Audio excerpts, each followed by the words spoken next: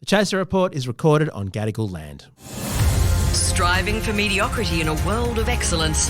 This is the Chaser Report. Hello and welcome to the Chaser Report with Dom, without Charles, but with, once again, Associate Professor Dave Smith of the US Studies Centre at the University of Sydney on, a momentous day by anyone's standards. David, welcome back. Good to be back. So it's 4:45 on Sunday, the 14th of July, a day on which Australians woke up to the news that former President Donald Trump had narrowly survived an assassination attempt. I saw an email about this and went on social media and, like so many of us, saw the bloody footage of him speaking about Joe Biden being the worst president ever, and then moments later clutching his ear, going to the ground as the Secret Service swarmed upon him. And then we now know, seconds after that, the shooter was himself shot dead, presumably by the Secret Service. David, do you remember the moment you found out this news? Where were you? I was in bed and I got a message saying, seen the news, and I immediately opened up one of my many news apps on the phone, and the first thing I saw was that picture that has become so iconic. So yes, I do remember this very well. And I think that, like many people, I found out about it visually at the same time that I found out about what it was. This is going to be an event that is really defined by very clear images of what was happening. If we think back to the Kennedy assassination, all that they've got of that is 27 seconds of very grainy footage. The people are still arguing over what actually happened during that event. This is quite different. We've got this really clear video footage, really clear audio footage. You can hear how Trump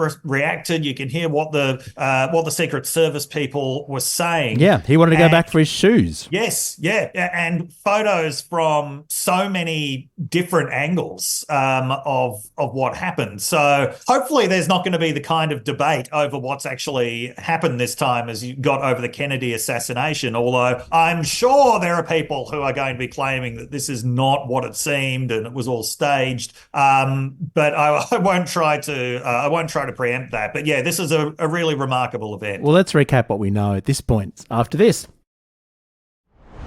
So the FBI has come out and named the would-be assassin as Thomas Matthew Crooks, who was on the rooftop. And this is the thing, there's so much footage out there. There's footage of the sniper seemingly on the roof. Yeah. And there are lots of questions, legitimate questions, I'd say, about exactly how someone got on a roof so close with such an obvious line of sight to the former president without it being secured. So there's all these complicated questions. He's from Bethel Park in Pennsylvania, 70 kilometres from Butler, Pennsylvania, where it happened. Yes, shot dead by the Secret Service at the time. And certainly I've seen some reports that he was a registered Republican, bizarrely enough, although then I've seen he's 20, so not old enough to vote necessarily. So, I mean, this is just completely bizarre. He was 120 metres away from the stage at an apparently unsecured location. Yeah, so I'm seeing that he was a registered Republican, but that a few months before he became a registered Republican, he made a $15 donation to Act Blue, which is a Liberal PAC. And this is in 2021, so this would have been just after he turned 18. So, okay, there's obviously a lot that we don't know at the moment. But what we do know is that 20-year-old men are some of the people who are the least worried about risk and have some of the worst judgment. And there's a reason why men in this demographic are always very much overrepresented in violent crime statistics. And it is unfortunately very easy in the state of Pennsylvania for someone to obtain a semi-automatic rifle. So I haven't seen confirmations of the reports yet that he was carrying an AR-15, but I've seen quite a lot of reports that he was carrying an AR-15, which sadly is the weapon that is used in so many mass shootings. Yeah. To me, the most surprising thing about this was that someone was able to get that close to a former president and a presidential candidate with a weapon like that. I mean, in the past, there have been, the last time that a president was actually wounded in an assassination attempt was in 1981. There have been assassination plots since then that have been foiled. Some of those have been publicized, probably some of them haven't. But I had always sort of assumed, I think, that security now was just so good and so strong that we wouldn't ever see a president getting, or a former president or a presidential candidate getting shot in the head again. But here we are. And certainly there are going to be a lot of questions for the Secret Service. But unfortunately, a lot of the questions that we have a fairly obvious answer, which is that the United States is a gun-saturated society, that it is incredibly easy to obtain weapons whose major use is for mass shootings, and that in the kind of political environment that you have in the United States, which is so heated, where so many people see the other side not as opponents but as enemies that need to be destroyed, that it makes violence like this not only possible but even inevitable. So Nick Bryant, who's been on the podcast, formerly of the BBC, who's written a couple of books about America, the most recent of which is The Forever War, and I interviewed him about that not long ago. We're going to have him on the podcast soon to talk about that book. But Nick Bryant's tweeted this list of people who've been shot at, essentially. The presidents who've been shot at: Lincoln, Garfield, McKinley, Kennedy, Jackson, Theodore Roosevelt, FDR, Truman, Nixon, Ford, Reagan, and now Trump. So those are all assassination attempts, some of which were successful, of course. The first House Speaker apparently survived the assassination attempt as well. So it's an incredibly long list of presidents. Apparently with Nixon, someone tried to hijack a plane in Baltimore to potentially fly it into the White House, rather tragically given what happened in 2001. But I mean, this is the whole point of Nick's book, is that this violence, this political violence, is part of United States history and has been. I mean, we go back to Alexander Hamilton and Aaron Burr as well. Yeah, unfortunately, it is always there in the background of American politics. And it's something that goes all the way back to the American Revolution. There have always been people who feel that they're in the revolutionary tradition when they use violence to accomplish political ends, that things have gotten so bad that they are justified in resisting tyranny with violence. That is often how these assassins see themselves. Now, to be fair, often when you look at these assassination attempts, it's actually quite hard to attribute conventional politics to the assassins. To give you two examples, the man who shot Ronald Reagan in 1981, John Hinckley, was apparently trying to impress the actress Jodie Foster after he'd seen her in the movie Taxi Driver. To give an even stranger example, the man who shot Theodore Roosevelt in Milwaukee in 1912 was a New York shopkeeper by the name of Schrank, who claimed that he'd been told to do so by President McKinley's ghost. President McKinley is one of those who died in an assassination attempt. So he shot Theodore Roosevelt in the chest. Theodore Roosevelt didn't die because he had his 50-page copy of his speech clutched to his chest, and that was one of the things that cushioned the impact of the bullet. Wow. And Roosevelt, being an experienced hunter, knew that because he wasn't coughing up blood, the bullet hadn't reached any vital organs. So then he actually insisted on doing his speech for the next 90 minutes. And he began it with the line, "It takes more than a bullet to kill a bull moose," because he was running for the bull moose party at that time. So there's someone who reacted even more defiantly than Donald Trump to an assassination attempt. And Trump's reaction was really quite extraordinary. I mean, there's a look of sort of anger on his face, I think it's fair to say, or defiance, but the pumping the fist and knowing where the cameras were. I mean, this is a man who puts on a show and who somehow recalibrated in the moment, didn't fall to pieces at all. And I suspect, David, particularly given that they'd probably told him that the would-be assassin had been killed, he wouldn't have minded going on with the event, we may find out. I'm sure he wouldn't have minded going on with the event, and I'm sure he's going to be very eager to claim that nomination in Milwaukee next week. I think the RNC has said that the Republican National Convention is going ahead, although you'd have to worry at this point about security, given if someone has been able to get that close to take a shot.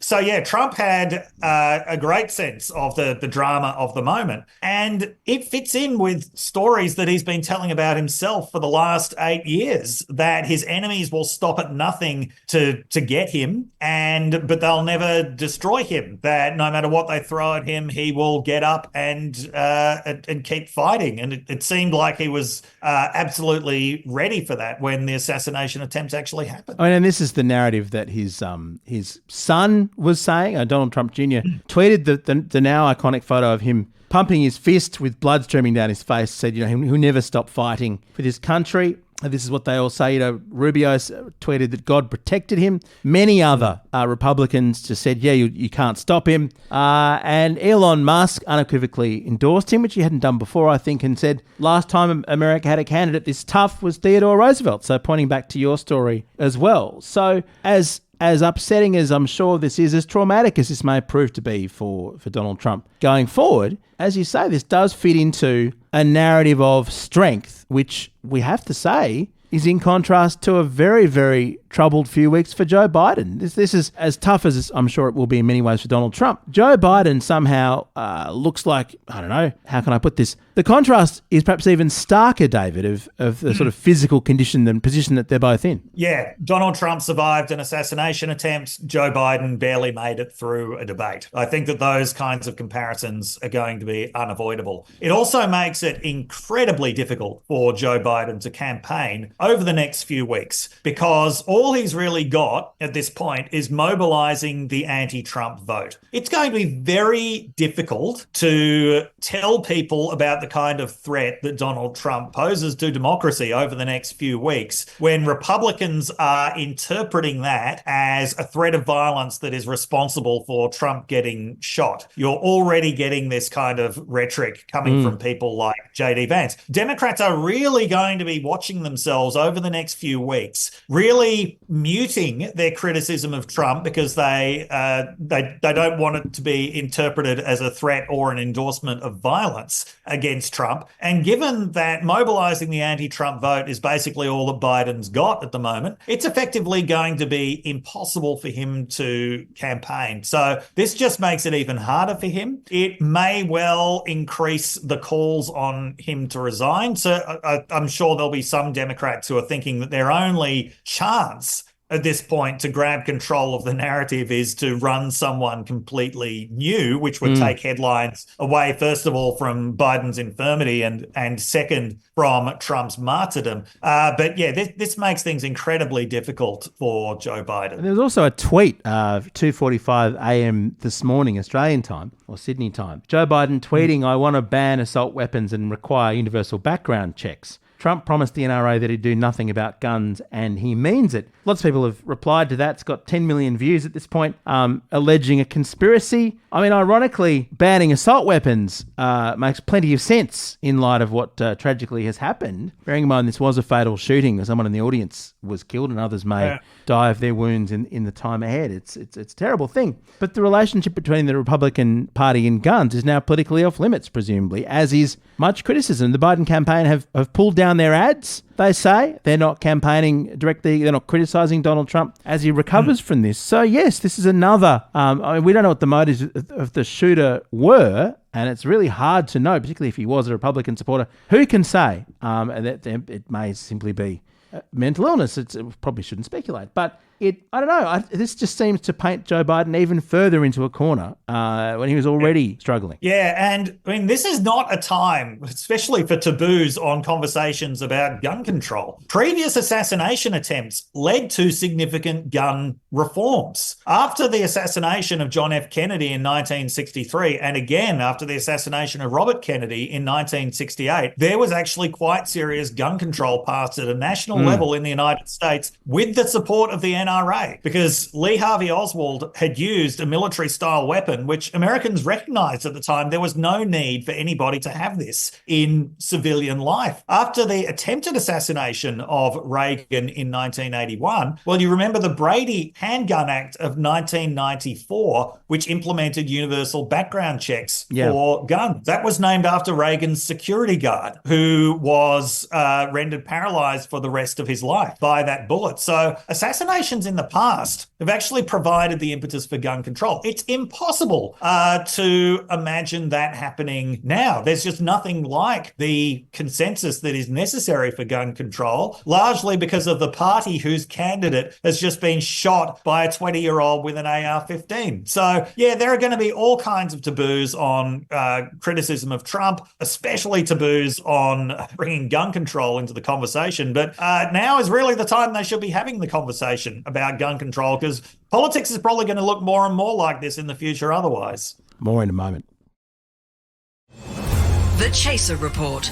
News you know you can't trust. It is a very strange moment too. On the eve of the RNC, there was talk that potentially Donald Trump wanted to name his vice presidential candidate on the stage in Butler today. There are some rumours that he might have wanted to do that. He may want to wait till the RNC. But America will be tuning in probably in even bigger numbers to see him speak next week, presumably on the final night, when unless he decides to go up on the first night, he may well, to show his defiance and show his recovery to the nation. I mean, we've said this before, David, but this has taken us into territory so far from what we've been in before. It's really hard to make sense of how this will play out in the race. And in a way, it sort of seems a bit crass to talk about the electoral politics of it all, but it's there, isn't it? I mean, he was there at a campaign rally. Does he do future campaign rallies after this? Does the Secret Service let him? It's really hard to predict. And this is the first time since Roosevelt that a candidate has been shot during a presidential campaign and has survived.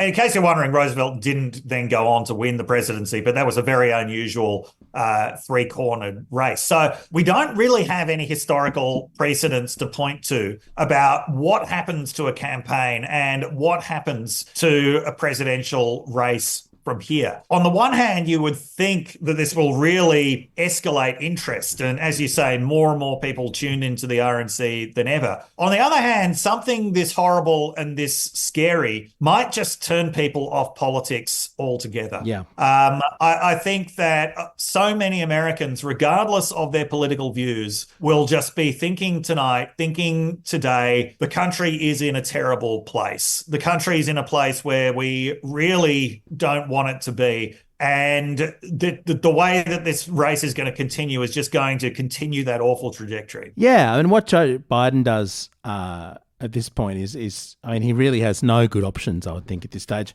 I had read, David, that he's moderated his language slightly, so he's not simply saying he'll drop out if the Almighty comes down and tells him to, but also if he thinks he can't win. Perhaps he should make that conclusion now. And it's hard to see how, as you say, unless there's some sort of new energy with a new candidate, this plays out any other way. I know this is a crazy thing to suggest, but is this the sort of experience that could turn Donald Trump into a gun control advocate? Who knows? I just asked you two questions.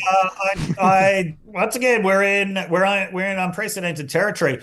George Wallace, who was shot George Wallace is a presidential candidate who was shot while campaigning in 1972, albeit he was not one who had a serious chance of winning. After that, he actually did become very politically moderate compared to what he had been. So there is a precedent for that in the past. I'm not sure that is going to happen to Donald Trump, but who knows? Stranger things have happened. Trump does see all politics through the lens of himself. So it's possible. I wouldn't necessarily say it's likely, but it's possible. I mean, he's got it. I know this is a bizarre thought experiment that won't happen, but it'd be quite hard to say no to him, wouldn't it? If he came up and said, look, this is gone too far. Yeah. We've got to ban these guns. Yeah. No, it would be very, very hard. And even though there's so much that we can't predict, there's so much we don't know. I think one thing we could safely say at this point is, I'd say at this moment, Donald Trump has never been more powerful in the Republican Party than he is now. It would be very difficult for anyone on that side of politics to say no to him now. So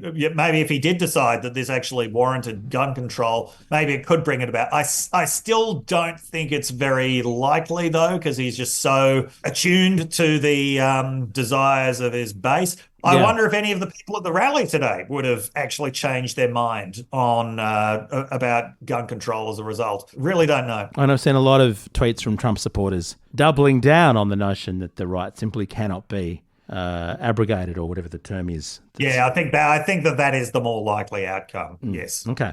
So if you're advising Joe Biden at this point, what would you say he should do? I mean, he's already scaling back campaigning, as one might expect. It took him quite a while to get a statement out. That was being pointed out. Barack Obama and George W. Bush were there quite a long while before he was. Is this really the moment where he just goes, look, I just don't want to be in this campaign anymore? Or is there any event? I don't know. He's been so defiant thus far. It's hard to imagine any state of affairs could twist Joe Biden's arm. But your point about someone new coming in and wresting back attention seems a pretty compelling one to me. Yeah, and going back to your point about how he's changed the language a bit to saying, show me that someone else would do a better job, or show me that I can't win. One possibility is that in polls in the next few weeks, this outpouring of sympathy that we'll be seeing for Trump could translate into poll gains. And there are a couple of ways that could happen. One is that you could get undecided voters seeing this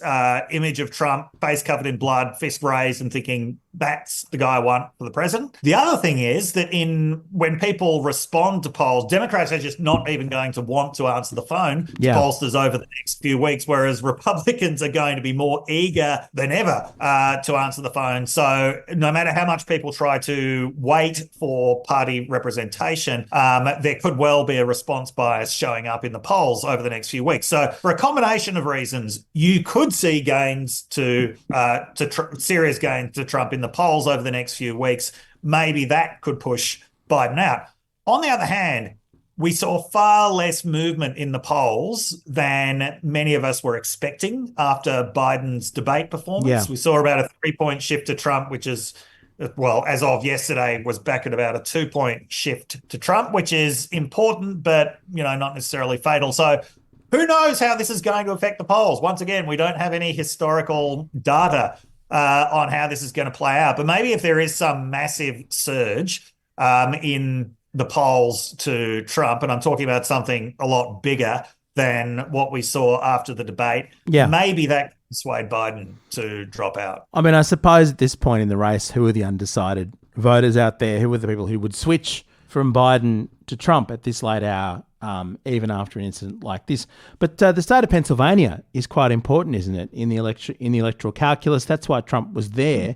This is a state that I think Biden won last time, that Trump would be very happy to have back in his column. Yeah, so it's a very important state. It's the biggest of those 3 big Midwestern swing states. The others are Michigan and Wisconsin. It's one that Biden won not by a huge margin last time. And of the 3 Midwestern states, it's the one where Trump has had the most consistent leads this time around. So both he and Biden have been spending a lot of time there. It's a very important state. It'll be fascinating to see whether the polling in Pennsylvania itself, where this event took place, actually does anything different from polling that we've seen around the rest of the country. But it's an incredibly important place. No matter what else happens in the campaign, a lot of the campaign is going to be fought there in Pennsylvania. Given that Trump seems to have pretty substantial leads in Nevada, Arizona, Georgia, North Carolina, it looks at this point like he would only only need to win Pennsylvania to actually win the presidency. And as I say, he's had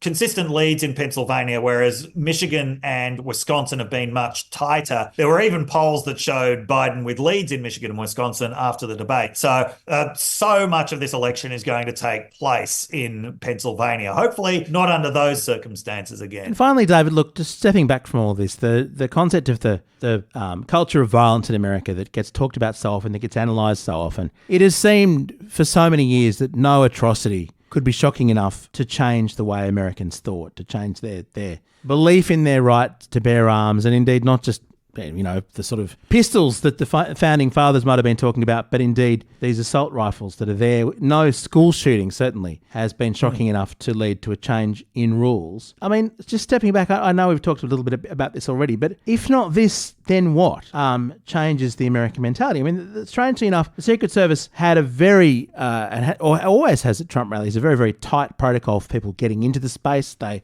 had to go through magnetometers, they had to be scanned and to make sure that there were no weapons. And of course, the shots were fired from outside the event. They'd managed to keep the perimeter secure here. Isn't there a weird disconnect with the fact that you can't go anywhere near a presidential candidate, at least if the Secret Service is in control of the space, with a gun, despite the concealed carry laws, and yet there's just so little examination of this problem? Of the massive extent of gun violence. Yeah, and when violence is seen as so inevitable, when it's seen as such an endemic part of society, then people's attitude becomes that, well, now everything is about self-defense. And I need to be armed because everybody else is. I need to be armed because the bad guys are. In Australia, when we have stabbings that result in deaths or in multiple deaths, the discourse has been, we need to do something about knives. And there's a sense that we still can do something about knives in Australia. In the United States, the discourse that you can do anything about guns has been so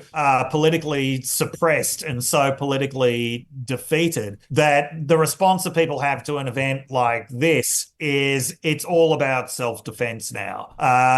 Violence is going to happen, and we've got to make sure that it doesn't happen to us. We've got to make sure that it happens to the other side instead. So, yeah, there isn't going to be any real examination of it. I've just kind of given up on the idea that people are going to be able to see this problem clearly, or that enough people are going to see this problem clearly. There are all kinds of factors that cause violence. But one of the factors that causes the kind of body counts that we see in the United States is the availability of high-powered weaponry. That is just basic common sense. If guns are everywhere, it means that somebody who wants to make a political statement can use a gun to do it. When guns are everywhere, it means that domestic violence is more often going to end in murder. It means that road rage incidents are more often going to end in murder. It means that, I was reading a statistic this week, one toddler a week in the United States is accidentally going to shoot themselves or somebody else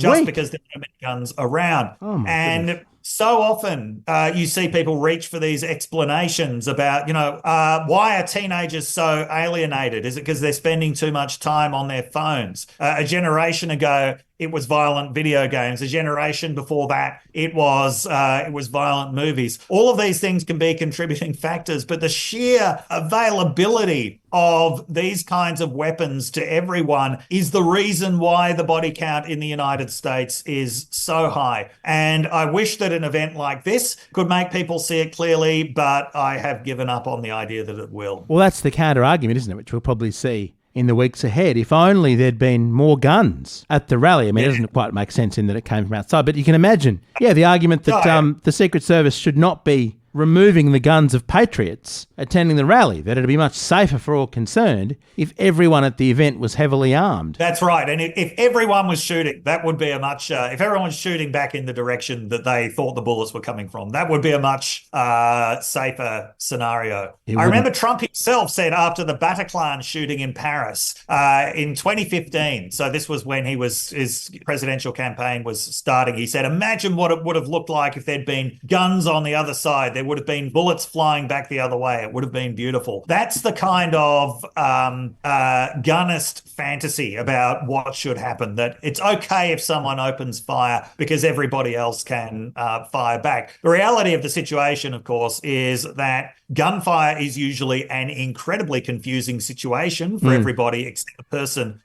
who has initiated the shooting. And it's a good thing here that the Secret Service was able to put a stop to it so quickly. I think within 2 seconds is what I've heard. The audio would seem to bear that out. I mean, the recording sounds like there's different shots. Yeah, but the Secret Service are the most well-trained people in the world when it comes to the use of firearms. Everyone being armed is just a recipe for more mayhem. I suspect so. Well, we certainly saw a lot of mayhem. It is an extraordinary thought experiment just to imagine what would happen if that bullet had been just an inch or two further to the right. I mean, it's just... To have gotten so close is shocking, given the amazing job that's been done, really, in such a violent country of keeping candidates safe for many decades. Well, David, it's too early, really, to make too much sense of what went on. We certainly don't know why the shooter did this. We don't know what twisted fantasy was behind it, presumably, or what he was hoping to achieve. We don't know if anyone else was involved. There's much that will be speculated on, and then eventually answers will come down the pipeline in the weeks ahead. Certainly not a terribly satirical or funny episode of our podcast, but how could it be on a day like today? It's an absolutely shocking moment, and a reminder that as much as we joke about politics and demonise participants, and certainly we'll get back to that soon, I'm sure, because these questions of who runs the world do tend to matter quite a lot. This could so easily have been tragic for Donald Trump, and it was tragic for others who turn up to see the rally. Yeah, absolutely. Completely agree. Thanks for being with us. My pleasure. David Smith there from the US Study Centre at the University of Sydney. Presumably the comedy will resume tomorrow, but in this world, who knows? Thank you. My pleasure.